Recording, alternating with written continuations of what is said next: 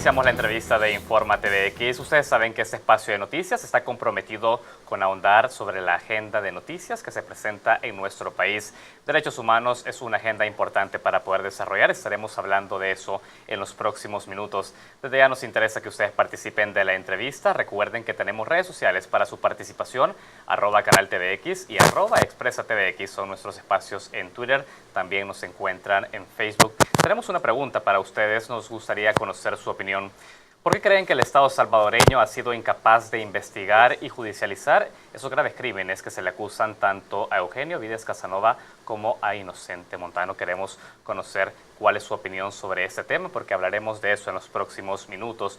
Estaremos transmitiendo estas respuestas en la parte inferior de la pantalla.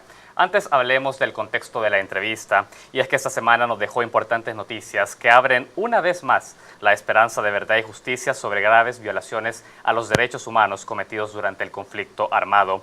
Eugenio Vides Casanova, exministro de la Defensa Nacional y exdirector de la Guardia Nacional, fue deportado de los Estados Unidos luego que la justicia de ese país determinara su participación en torturas y asesinatos durante la guerra en El Salvador. Inocente Montano, ex viceministro de Seguridad, está próximo a ser extraditado a España, donde se lleva un proceso en su contra por el asesinato de 6 padres jesuitas y 2 de sus colaboradoras en la UCA en 1989.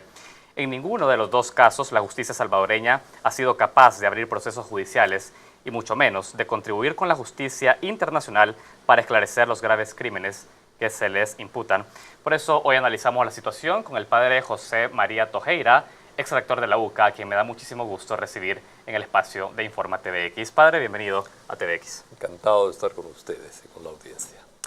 Padre, hay un tema importante, lo hemos dicho, tanto Vides Casanova ha sido deportado hacia El Salvador, se ha solicitado por parte del Departamento de Justicia de los Estados Unidos que se extradite a Inocente Montano, por otra parte, hacia España, para continuar con el proceso en su contra por el asesinato de 6 jesuitas y 2 colaboradoras.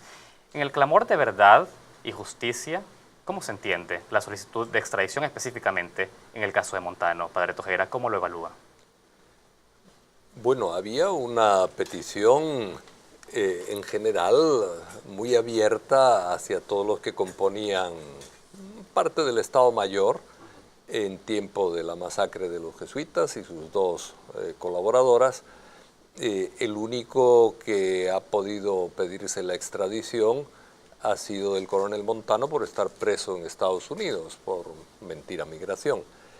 Pero los otros de aquí, la Corte Suprema los defendió en su momento y, bueno, incluso se refugiaron en un cuartel, etcétera, y no han podido ser perseguidos internacionalmente, ¿verdad? Por la protección del sistema judicial salvadoreño, en realidad.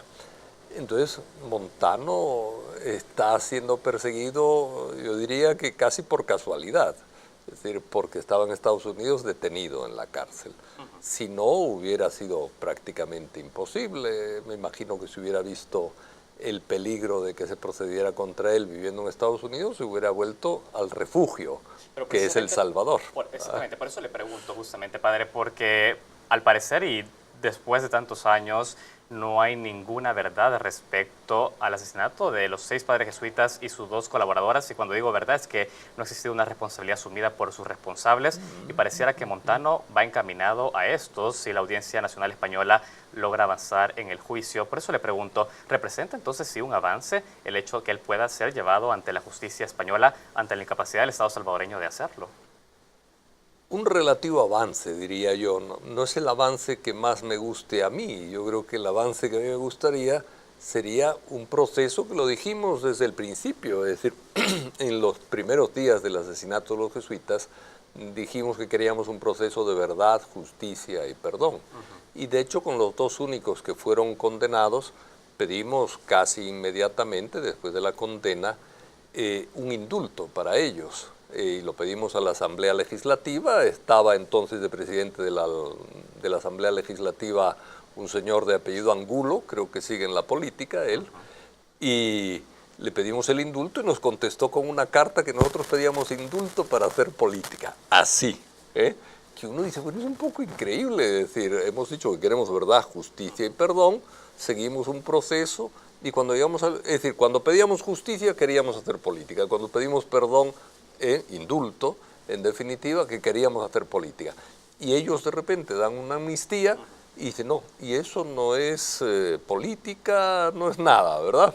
Es más bien racionalidad, seriedad. Uno dice, no, pues lo lógico sería verdad, justicia y perdón.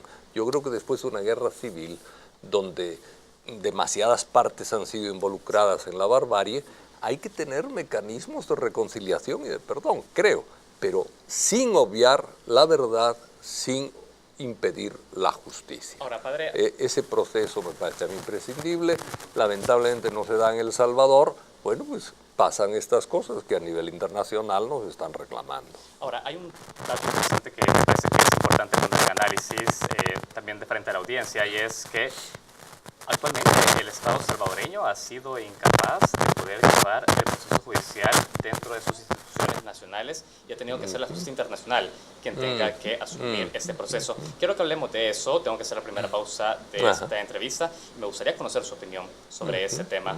Hacemos la primera pausa en Informa TVX, enseguida continuamos con el padre José María Tojera. Ya volvemos.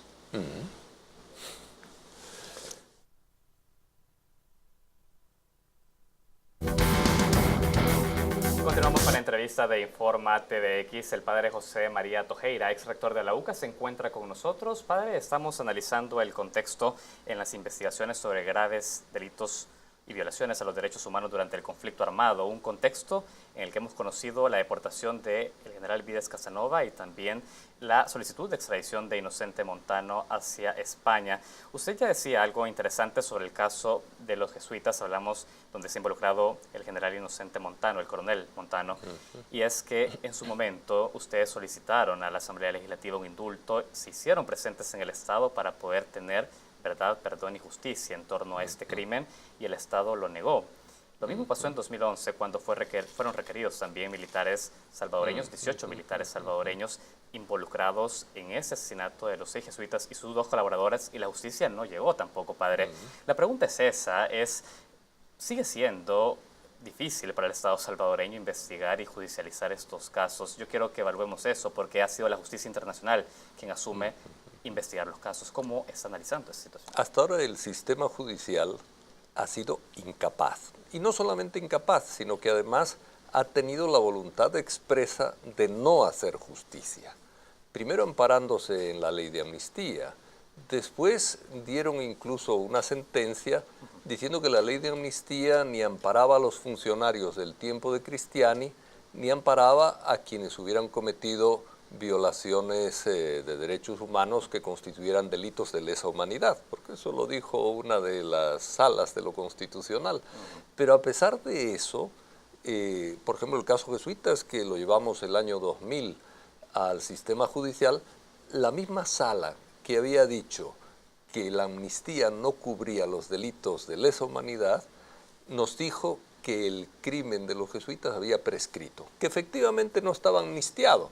Durante 10 años no hicieron nada, pero cuando ya pasaron 10 años se dieron cuenta de que no estaba amnistiado, pero sí que estaba prescrito. ¿Cuándo pudieron haber investigado de oficio? ¿Cuándo pudieron haber investigado? Claro, tenían que haber investigado de oficio. Bueno, tenían que haber investigado desde el primer momento, y tenían que haber investigado a partir de los momentos en que el diputado Mockley norteamericano acusó a Ponce y Montano y otros, Cepeda, Elena Fuentes, etcétera. Es decir, tenían que haber empezado la investigación, y cuando la comisión lo dijo, entre lo que dijo la Comisión de la Verdad y y la ley de amnistía, que fue una semana o 10 días después, en ese lapso tampoco hicieron nada. Es decir, al revés, salió una manifestación de los militares en primera página de todos los periódicos acusando de mentirosa a la Comisión de la Verdad. Pero el sistema judicial salvadoreño, la Fiscalía, no hizo absolutamente nada. Es decir, contra esas personas que aparecían mencionadas en la Comisión de la Verdad. A mí me gustaría que usted nos actualice, padre, porque con Montano, que ahora sería extraditado hacia España, tenemos otros 18 militares acusados en este crimen y que siguen sin responder a la justicia. Mi pregunta es, ¿cuáles son los impedimentos legales para que estos 18 militares puedan atender a la solicitud de la Audiencia Nacional Española y presentarse en la justicia de ese país. ¿Qué hace difícil actualmente que esas personas no vayan hacia España? Bueno, yo haría ahí una pequeña distinción. Yo creo que los que fueron juzgados en su momento, yo los dejaría, la verdad, tranquilos, porque de alguna manera hubo verdad, hubo justicia, aunque no funcionó bien la justicia, y de nuestra parte, bueno, ya hubo un proceso, estuvieron 2 años en la cárcel, tal vez sea poco, lo que sea, pero yo todos los que participaron en el primer juicio, porque aquí ha habido 2 juicios, ¿verdad? El primer juicio hubo 2 condenas y 7 absoluciones. Yo a esas 7 personas las dejaría ya fuera de este proceso. Pero hay otras 9 que no.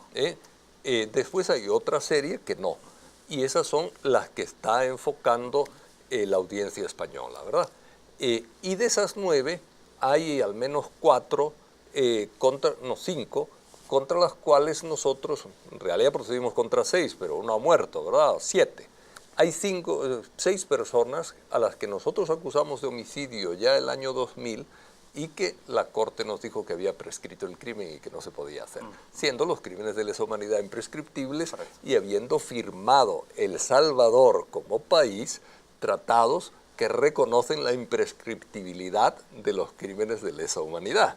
Es decir, que no puedes decir que ha prescrito algo que has firmado que es imprescriptible, ¿verdad? Es decir, y menos aludiendo al derecho secundario, porque la prescripción está en el Código Procesal Penal o en el de Derecho Penal, no sé, en uno de estos códigos, que es en nivel inferior a un tratado internacional. Es decir, más bien tendrían que cambiar ese aspecto del código. Bueno, pues salen con eso, es decir, habiendo reconocido previamente ellos que son imprescriptibles esos crímenes. Es un absurdo, pero yo creo que lo que hay es un desprecio absoluto de la ley y una dedicación a encubrir por las razones que sean, por miedo, por complicidad, por lo que sea. Ahora, hay un detalle importante que no podemos dejar de lado, Padre Tojeira, y es el hecho que muchos actores que estuvieron involucrados durante estos procesos en los cuales se acusan graves violaciones a derechos humanos siguen teniendo presencia en la toma de decisiones dentro del Estado. No, pues sí. Y quiero hablar de eso específicamente, porque yo quisiera que usted me comentara, digamos, cuál es el problema o cómo se origina acá una crítica al hecho, por ejemplo, que un Mauricio Vargas haya llegado ahora como diputado propietario a la Asamblea Legislativa, cuando ha sido él mismo quien ha protegido a Inocente Montano ante la justicia estadounidense, cuando se le acusó de graves violaciones a derechos humanos. Digamos, ¿cuál es la observación que hace usted como parte de la comunidad jesuita y también, digamos, está pidiendo justicia por este crimen? Que pasen ese tipo de situaciones, aún actores del pasado involucrados en la toma de decisiones políticas. Mira, los militares de la famosa Tandona en general, hay alguno más de la Tandona también implicado aquí en el caso de España, ¿verdad? Que nosotros no lo habíamos implicado, pero hay varios de la Tandona ahí. Pero los de la Tandona en general han sido gente que oculta sistemáticamente las violaciones de los derechos humanos. Yo no le he oído a ninguno reconocer que efectivamente el ejército cometió violaciones de derechos humanos. Yo creo que esa es una deuda del ejército con el país, ¿verdad? Una deuda de la Fuerza Armada, es decir, los de ahora que son más civilizados, creo yo, que los de la Tandona, los de ahora debían tomar la decisión de pedir perdón por los crímenes de la Fuerza Armada, porque fueron crímenes institucionales y encubiertos institucionalmente. Sí, eso es clarísimo, ¿verdad? Pero yo no sé cuál es el miedo que tienen a la verdad. Es decir, y cuando la verdad es evidente, además, porque no se trata de algo que uno dice, bueno, yo he hecho una cosa oculta, si no tengo por qué andar diciendo efectivamente hice esto, pero a nivel de instituciones, es decir, es como si la Iglesia ahora dijera, no tenemos nada que ver con la Inquisición, vamos a poner por caso. Bueno, pues ya se ha pedido perdón por los crímenes de la Inquisición, a lo mejor quieren esperar 500 años estos a pedir perdón, pero digo, yo creo que hoy la Fuerza Armada de Chile lo ha hecho, la Fuerza Armada de la Argentina lo ha hecho, es decir, y no se han debilitado, al revés, han crecido en respeto de la gente. Ahora, pero hay un punto, padre, Entonces, que me gustaría que analizáramos justamente y que venía de esa pregunta.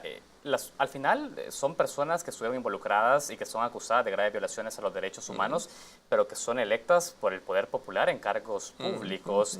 Y de fondo está también una crítica a la sociedad, es decir, pareciera que la sociedad salvadoreña de alguna manera no está poniendo en cuestión estas graves acusaciones que se le hacen y por el contrario se respaldan. bueno, yo creo que no hay que culpar tanto a la sociedad salvadoreña. Evidentemente, no es toda la sociedad la que vota por una persona de estas. Después sabemos también que la propaganda ideológica y de todos los colores tiene efectos muy fuertes, ¿verdad? Es decir, ahora hay unas propagandas, no voy a meter con ellas, que no es el caso en este momento, pero hay algunas propagandas que defienden productos que o bien pueden ser perjudiciales para la salud o necesitarían algún complemento para decir, bueno, no abusen de esto porque el abuso sí puede ser, pero se están haciendo propagandas de productos que realmente no son los mejores productos para la salud salvadoreña. Bueno, y la gente los consume. Entonces, bueno, pues cuando hay propaganda, también la gente va.